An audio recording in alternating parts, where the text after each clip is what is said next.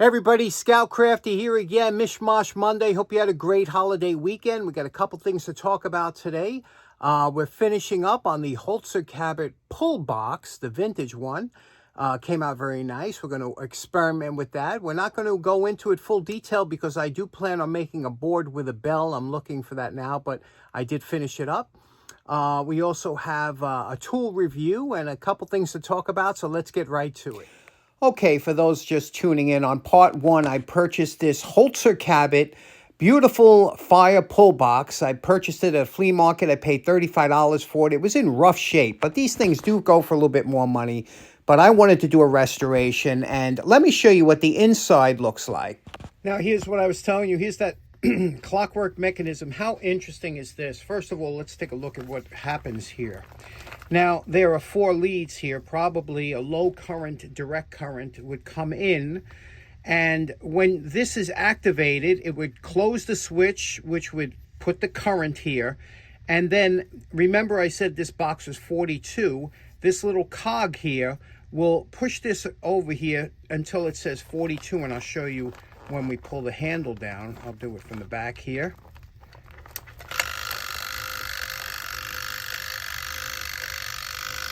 There goes 4,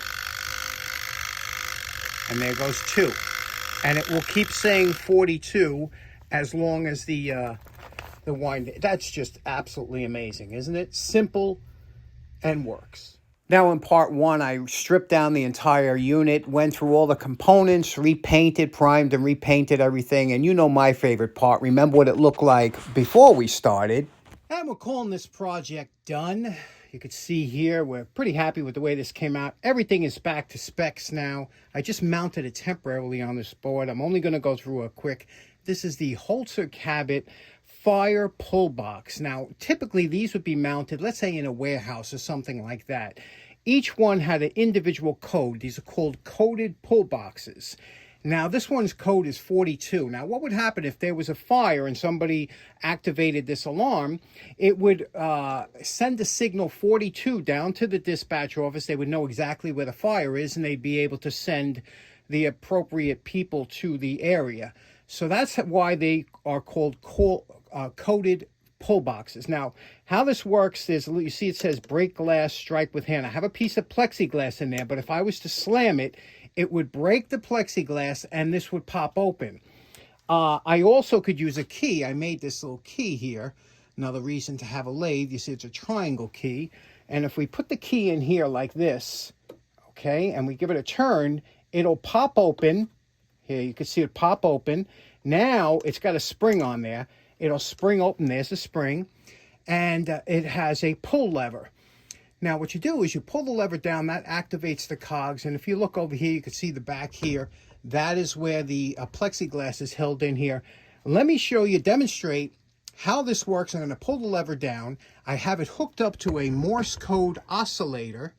And what that will do is you will hear it beep. So I will hook it up and then pull this down. And you could hear what it would sound like at the dispatcher's office. Okay, I'm going to pull this down and I'll hook up the oscillator.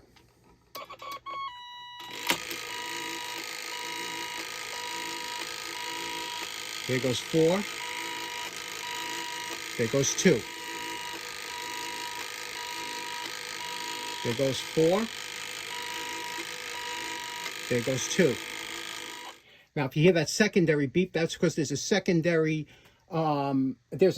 indicator in there if you wanted to hook up a light or something. But you heard the 4 and the 2. Now you can see this is one of the pins that I made. Now, the one thing about this pin here, I'm going to have to wait to get somebody down the shop. But you see, this is the way the pin was made originally.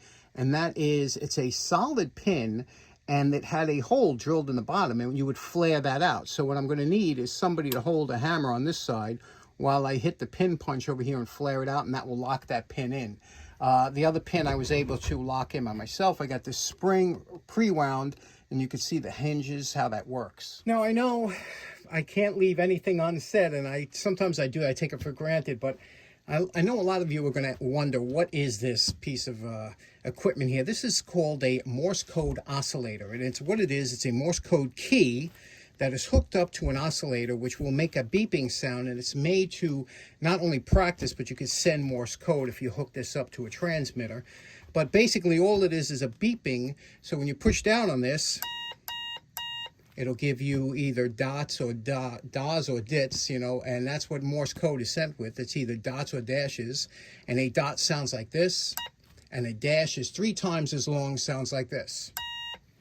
And you can adjust the tone here. There's a volume adjustment and also a tone. So you can, some people like to have different tones. So you can have,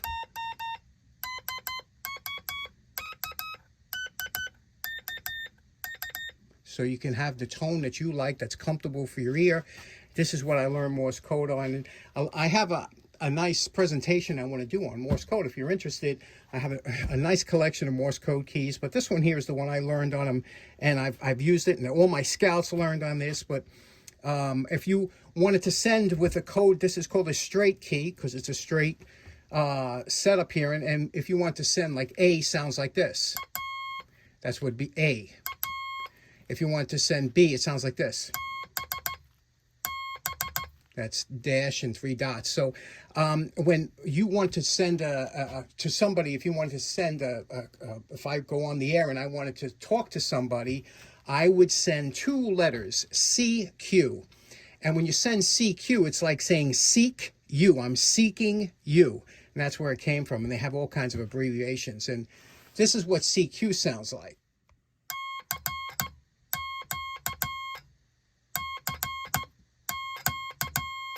See, that's C and Q. Now, what's interesting is the guys that are really good, and I'm sure there are some out there that are watching that are really good at Morse code, and my hat goes off to you. For these guys that are good, you can't even imagine what it sounds like when they key real fast and start sending 20, 30 words a minute.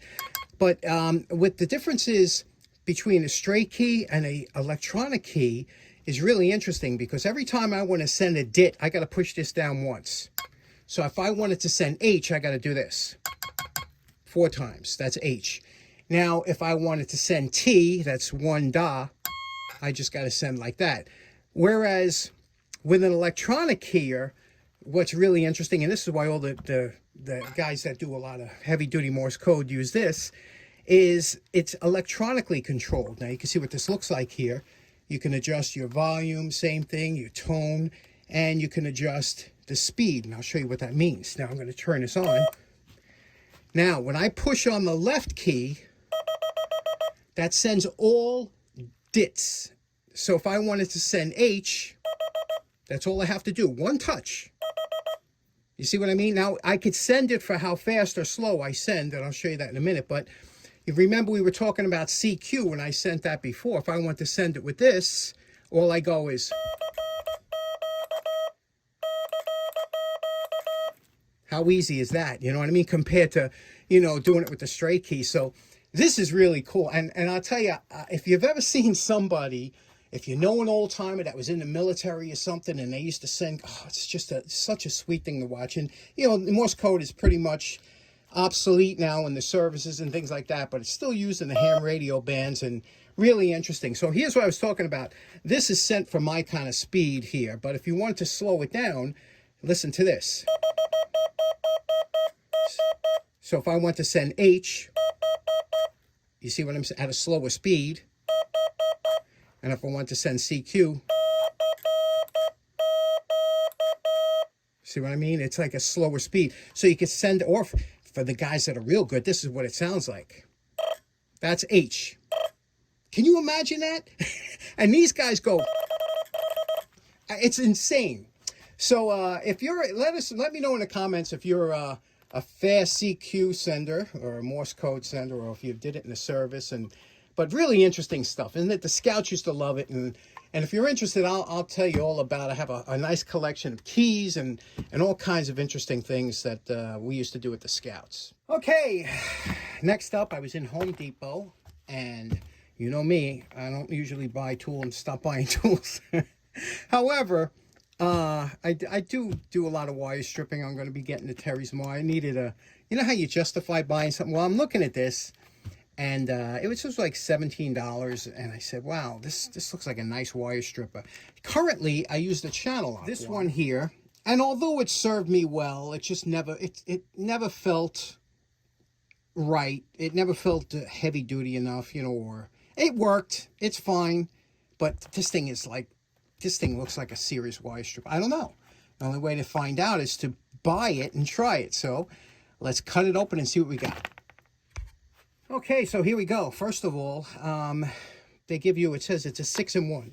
So that means it's a reamer, which I do not use pliers for reamers. I hate using pliers for reamers. In fact, this sharp edge here, what kind of tube are you going to, I'm going to take this right down. This is going to be a nice smooth point, okay? So that's right off the bat. I don't ream pipes with my pliers, and I don't like a sharp pair here. So, but that it does have a reamer. It says bolt cutter. When you're dealing with electric bolts that are used, you either deal with the 8/32 or 6/32, and you put that in here, and it cuts it off. You can use it into the socket. You know, it trims them down. This is also a loop. You can loop wire here by putting your wire in that 6/32 and bending it, which you can do it with the tips anyway. But there you go, loop maker, wire cutter. This whole area down here is a wire cutter, and pliers. You know, obviously the tip. So it feels really good in the hand. It feels substantial. Do not use on live circuits. That's kind of obvious. It has a closure that you could close it. Again, I'm not doing a review on these. I bought it and I want to see what they look like. So this here, this is 14 gauge stranded. Now over here, if you're solid wire, you use this side. If it's stranded, this is the gauge. So you see 14 is the same as 12 if you had here. So we're going to try it out, and you squeeze it down this way, turn it, squeeze it again, pull it out. And let's see how we did here. That looks acceptable, although I think I might have cut one wire there. Let's try it again. Cut that off. See, this is where, you know, you got to get used to your pliers. Here we did again. Did I nick another one there? There's another one nicked. See what I mean? This is, now am I pushing too hard because it's brand new? Let's try it again. Okay, let's try it this way. Okay, that time I did it. Well, no, there's a nicked one right there. Stranded wire is always tough, especially if you cut, but again, I don't do this for a living, and I'm sure some of you guys that do it for a living is like, look at this guy, what is he doing? But, you know, now let me try it with the channel lock and see if we, now that was one. Is that a nick? Yeah, it seems like on one side it nicks it. Let me try the channel lock and see what happens, okay?